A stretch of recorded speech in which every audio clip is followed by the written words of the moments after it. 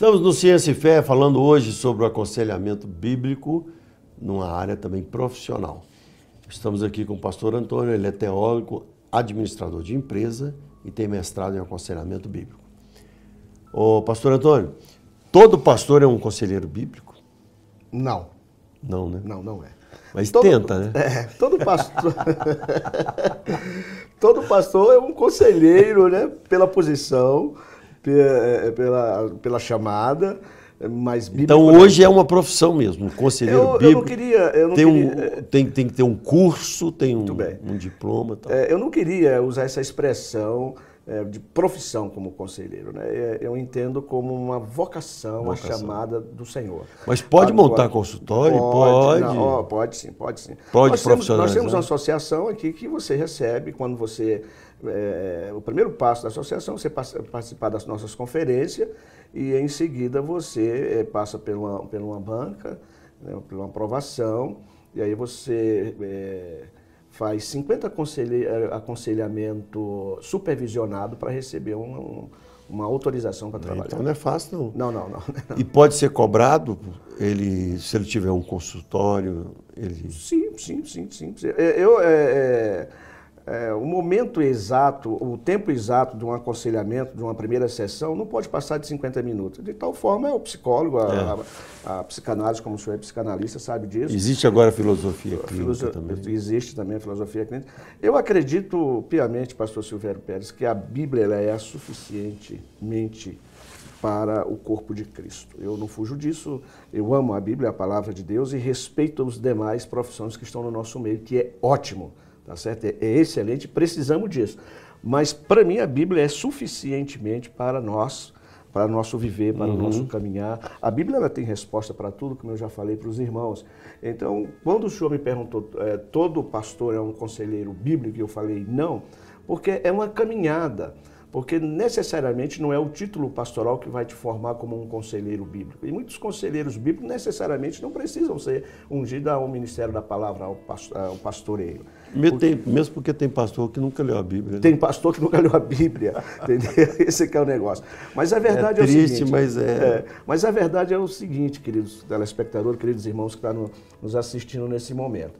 Como eu vou ser um conselheiro bíblico se eu não conheço a Bíblia? Hein?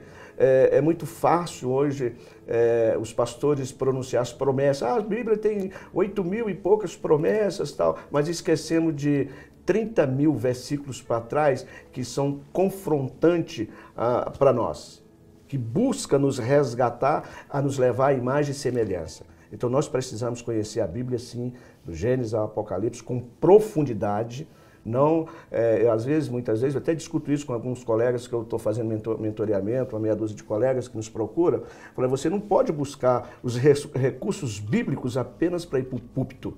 Antes de mais nada, você precisa buscar os recursos bíblicos para a sua vida. Isso que é importante, sabe, pastor Silvério Pérez? Então, o conselheiro bíblico, ele precisa conhecer com profundidade a Bíblia, porque se alguém me procurar, por exemplo, falar, eu estou com uma dificuldade matrimonial, eu vou te aconselhar à luz da Bíblia. Você é convertido, tá? Então tá. Fazemos ali o nosso inventário, vamos chamar assim. Temos nosso primeiro encontro e nós vamos procurar a raiz daquele problema, para levar esperança para essa família que está se desestruturando e trazer ela para o eixo. Então eu preciso de conhecer a Bíblia, a palavra revelada do Senhor.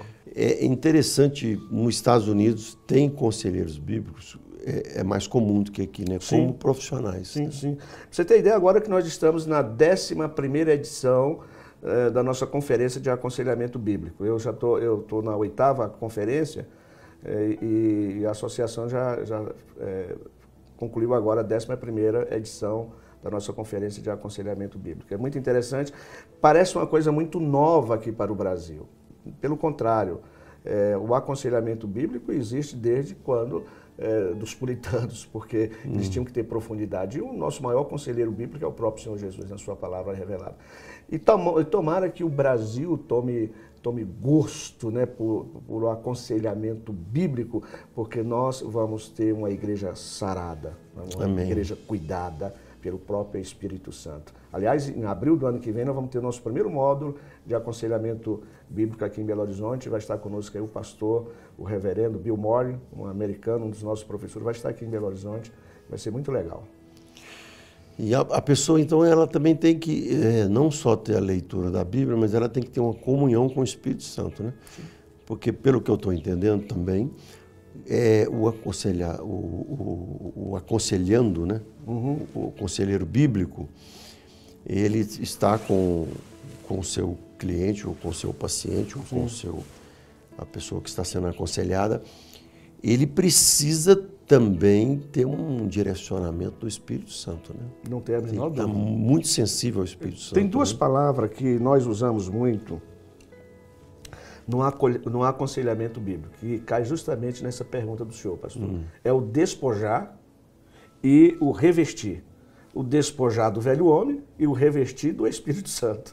Então, nós precisamos realmente, sim, trabalhar isso, porque o condutor, o farol que vai na frente é o Espírito Santo, não tenha dúvida disso. Só o homem cheio do Espírito Santo está potencializado e nutrido do poder de Deus para falar de Deus.